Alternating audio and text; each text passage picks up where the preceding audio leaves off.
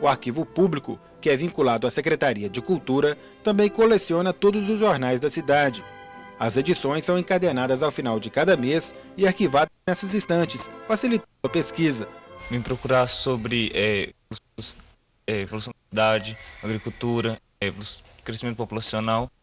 E eu procurei em vários outros lugares, internet e tal, e eu não achei, encontrei só aqui.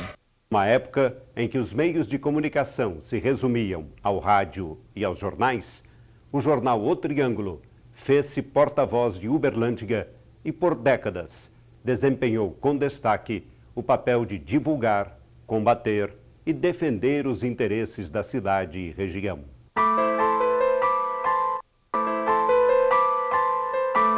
Um jornal que falasse sobre Uberlândia e seu cotidiano. Era assim o Triângulo.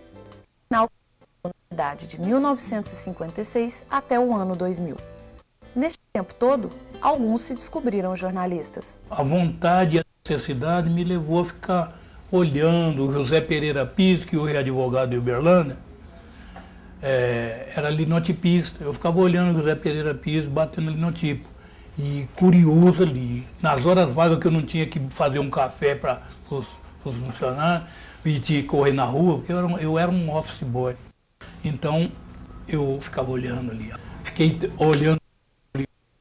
Aprendi a ser imprensor. Depois aprendi a ser paginador. A gente falava paginador, que hoje vocês dizem diagramador. Depois me passaram a revisor do jornal. Um revisor analfabeto, não é interessante isso? Praticamente analfabeto, passei a ser revisor. Trabalhei 12 anos como revisor. Depois comecei a escrever pequenas amenidades, algumas pequenininhas notas. Aí passei a ser colunista. A vida da cidade era retratada no jornal. A Revolução de 64, o caso de João Relojoeiro, o monstro de Capinópolis, entrevistas com os prefeitos, a chegada do Banco 24 Horas, o aumento da violência e tantas outras mudanças. Nós podemos falar, por exemplo, indiscutivelmente, a Revolução de 64 foi marcante. O próprio Triângulo chegou, às vezes, a soltar um segundo caderno no mesmo dia, exatamente para acompanhar mais de perto a situação em que envolvia todo o país, até porque a televisão ainda não fazia parte no meio. E outros fatos, como um caso, João Relojoeiro, que grande parte da cidade conhece, sabe.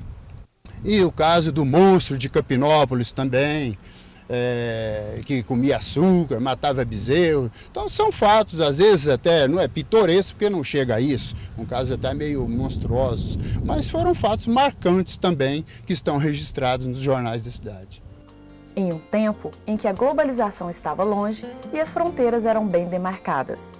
A cidade crescia, os costumes mudavam e o jornalista era testemunha.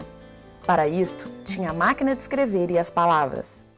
O jornal Triângulo marcou a história do jornalismo em Uberlândia. Um jornal que saiu das mãos do ex-prefeito Renato de Freitas para um grupo de funcionários, que mais tarde vendeu para um grande grupo empresarial liderado pelo Dr. Fábio Pozzi do Nacional Expresso, que depois vendeu para um grupo de Uberaba. Mas o jornal Triângulo marcou época em Uberlândia por ser um jornal não combativo, mas um jornal voltado e preocupado com notícias locais. A política era local, o esporte era local, o Uberlândia Esporte, o Amador, o especializado, focando tudo. A economia era local, a pujança, o boom no nosso distrito industrial, isso tudo era enfocado no jornal Triângulo. Para mim foi uma satisfação muito grande ter passado como editor no jornal Triângulo. Os 48 anos de jornalismo ainda têm um frescor na vida de Alberto Augusto Oliveira. Foram muitos os diplomas e medalhas ganhas por ele, por sua atuação como jornalista.